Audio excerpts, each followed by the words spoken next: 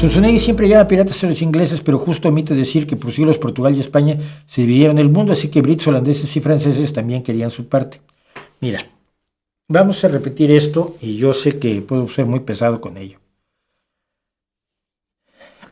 España como imperio no era rica. Inglaterra como imperio no era rico. Los Países Bajos como imperio fueron un poco más ricos, sobre todo porque no tenían monarca.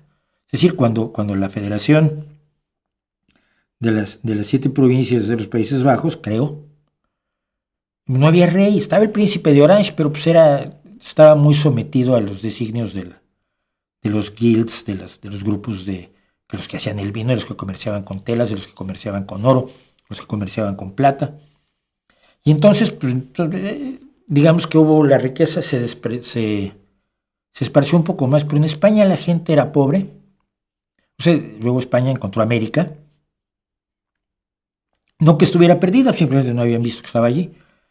Y entonces España extrajo de América una enorme, brutal, extraordinaria, inenarrable cantidad de riquezas. España siguió siendo pobre, miserablemente pobre, tan pobre como te la pinta el Quijote. ¿Ok? Pobre de solemnidad. Y España siguió siendo pobre. Y la pregunta es, ¿y esas riquezas?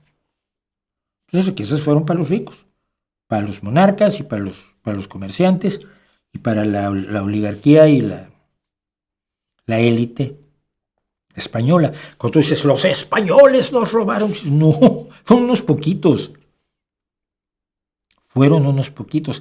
La gran mayoría de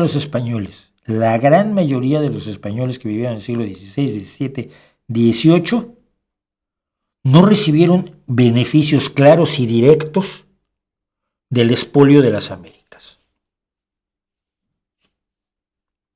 No fueron beneficiarios, no les mejoraron el sueldo, no vestían mejor, no nada. No seguían viviendo en la miseria absoluta. En la Inglaterra del Imperio lo mismo. Si tú analizas cómo se vivía en Inglaterra en los años imperiales de Inglaterra, te vas a Oliver Twist y en Oliver Twist todavía se vendían niños. Y Oliver Twist te cuenta cómo era la miseria absoluta en la que vivía la vasta mayoría del pueblo británico. Y entonces todas las riquezas del imperio en el que no se ponía el sol de la reina Victoria, ¿a dónde iban a dar? A un grupo de élite. A un grupo de élite. Entonces, esos odios que nos hacen tener odios nacionales, olvidan que la gran mayoría de las personas de esos países, de esas naciones, no participaron en ninguna de las cuestiones que se les atribuyen. Ni nadie les preguntó, porque no estaban regidos democráticamente. Yo voto por la guerra. No, yo no. No. Cuando el rey decidía hacer la guerra, el rey de Inglaterra decidía hacer la guerra con el rey de Francia, te informaban, te toca poner 25 soldados. Ve que nosotros somos campesinos, pero traigan un rastrillo porque aquí les toca hacer la infantería. Se creaban así los ejércitos, ¿no? Raise an army se dice en inglés. Levantar un ejército que lo levantabas del pueblo. Entonces este pueblo tiene que poner 10 para la guerra. Es que no queremos ir a la guerra, no estoy preguntando.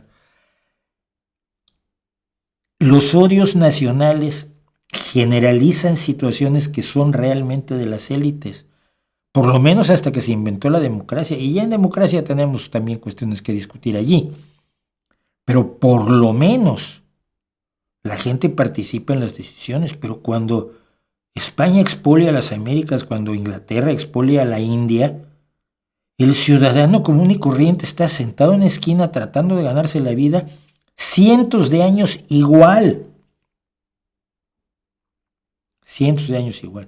A ver si lo entendemos. Recuerden ustedes, aquellos campesinos miserables con solo patatas para comer que pintaba Van Gogh a fines del siglo XIX. A fines del siglo XIX.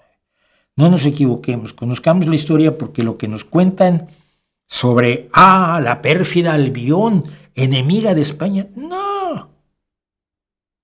Y los reyes de Inglaterra pues, se metían con los reyes de España. Pues sí, pero es un asunto entre reyes. ¿Tú de cuándo acá crees que tienes sangre azul de bolígrafo? Evidentemente que no. Somos los plebeyos, somos los vasallos, somos los siervos que ahora queremos tener poder y tratamos de ejercer poder y no deberíamos asumir ni los odios, ni los triunfos, ni los fracasos de las élites del pasado, creo yo. Están las obras construidas en la Nueva España, sí, pero no las construyeron para los indígenas de la Nueva España, las construyeron para los españoles que vivían allí, los que se quedaron allá, ¿no? Que son los ancestros de los mexicanos de hoy, porque los ancestros de los españoles de hoy no se fueron para allá, estaban aquí, muertos de hambre, como estaba la familia de mi abuelo, que en 1890 se tiene que ir a México porque aquí no hay para todos. Así que cuando los zunzuneguis les digan que hoy aquellos nos hicieron, no, no es así. No es absolutamente para nada así.